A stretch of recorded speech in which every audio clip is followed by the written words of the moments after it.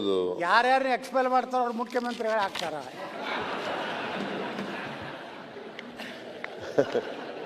ಈಗ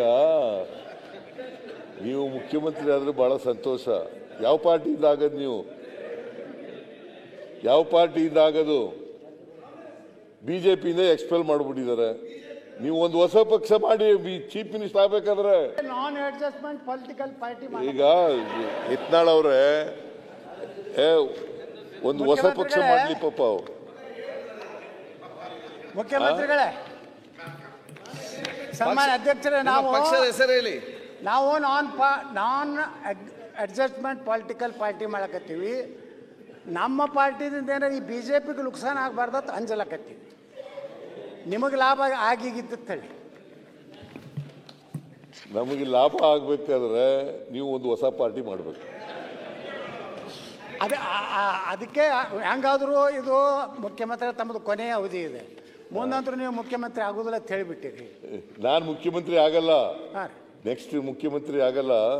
ನೀವು ಆಗ್ಬೇಕಂತೀರಲ್ಲ, ಅದಕ್ಕೋಸ್ಕರ ಹೊಸ ಪಾರ್ಟಿ ಮಾಡಿ.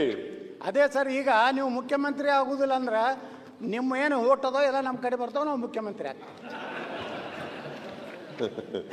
ಯಾವ ಕಾರಣಕ್ಕೂ ನಮ್ಮ ಓಟ್ಗಳು ಇವ್ರ ಜೊತೆ ಹೋಗಲ್ಲ. ಯಾಕಂತಂದ್ರೆ ಇವರು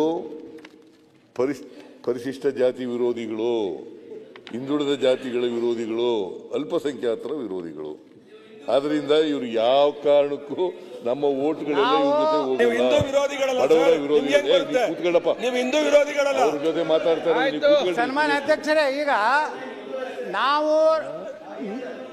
ನಾವು ನಿಮ್ಮ ಅತ್ಯಂತ ಪ್ರೀತಿಯ ಶಿಷ್ಯ ರಾಜಣ್ಣವ್ರು ಕೂಡ ಪಾರ್ಟಿ ಮಾಡ್ತೀವಿ. ಅದ್ರ ಜೊತೆಗೆ ನಾವು ಬರೇ ದೇಶದ್ರೋಹಿಗಳ ವಿರೋಧಿಗಳು, ನಾವು ಪರಿಶಿಷ್ಟ ಜಾತಿಯ ವಿರೋಧಿಗಳಲ್ಲ. ನಮ್ಮ ದೇಶದ ಎಲ್ಲ ಜನಾಂಗ ಬಹಿರಂಗವಾಗಿ ಟೋಪಿ ಹಾಕಿರೋರು ಓಟ್ ಬೇಡ ಅಂತ ಹೇಳೋರು ಯಾರು? ಓಟ್ ಬೇಡ ಅಂತ ಹೇಳ್ದವ್ ನಾನೇ ಬಿಡ್ರಿ. ಅದ್ರಾಗ ಇವರು ದೇಶದಲ್ಲಿ ಅವರು ಓಟ್ ಬೇಡ ಅಂತ ಹೇಳ್ದವ್ ನಾನೇ. ಏನು ಅದಕ್ಕೇನು ಭಯ ಇಲ್ಲ, ಅಂಜಿಕಿಲ್ಲ, ಏನು ಯಾರ್ದು ಬಿಡೇ ಇಲ್ಲ. ಆಯ್ತು ಸಬ್ಜೆಕ್ಟ್. ಅದಕ್ಕೆ ನೀವು ಯಾವ ಕಾರಣಕ್ಕೂ ಮುಖ್ಯಮಂತ್ರಿ ಆಗಲ್ಲ, ಅಧಿಕಾರಕ್ಕೆ ಬರೋದೂ ಇಲ್ಲ. ನೆಕ್ಸ್ಟ್ ಎಲೆಕ್ಷನ್ ನಲ್ಲಿ ನೀವು ಪೂರ್ಣವಾಗಿ ಸೋಲ್ತೀರಿ.